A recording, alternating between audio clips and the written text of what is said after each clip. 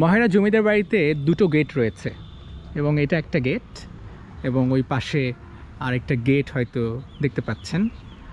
So আমরা এই প্রথম গেটটা দিয়েই প্রবেশ করব এবং এখানে কী কী আছে সেটা একটু দেখে নিচ্ছি।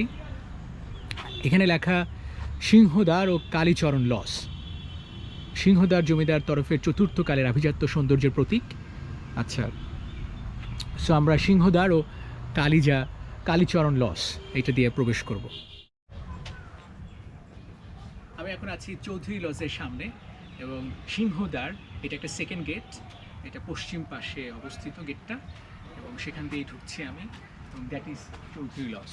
এবং এই চৌধুরী লজের সামনে একটা মানে ইটস এ গার্ডেন। এখানে এত পশু পাখির মূর্তি কেন? আমি একটা গল্প বলি। যখন এটা প্রতিষ্ঠা করা হয় ঠিক তখনকার একজন জমিদার ছিলেন। সেই জমিদার বনের পশু পাখি পালতে ভালোবাসতেন এবং তিনি নিজেও এখানে বাঘ, হরিণ তিনি পুষতেন। তো একটা গল্প প্রচলিত আছে যে এখান থেকে একটা পোষা বাঘ হঠাৎ করে ছুটে যায় এবং সেটা পাশের কোনো একটা গ্রামে থাকে। তো তার নাম ছিল খুব ইন্টারেস্টিং এবং সেই জমিদার সেই নাম ধরে ডাকে, সেখানে যায় এবং তখন সেই বাঘটা চলে আসে এবং তারপর আবার সেই বাঘকে খাঁচায় ভরা হয়। সো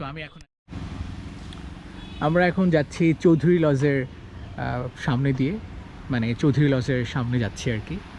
দেখতে পাচ্ছেন হয়তো, দ্যাট ইজ চৌধুরী লজ এবং ইটস রিয়েলি অ্যামেজিং। খুবই সুন্দর দেখতে, মানে জমিদার বাড়ি, আসলেই জমিদার বাড়ি।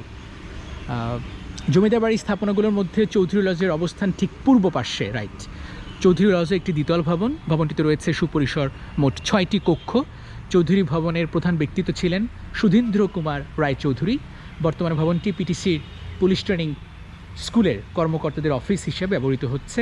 ভবনটির দ্বিতলের উপরিভাগের ফুলের কারুকাজ তার নিজস্বতায় অনন্য। দেখতে পাচ্ছেন উপরে কি সুন্দর কারুকাজ, excellent, it's amazing, it's really amazing.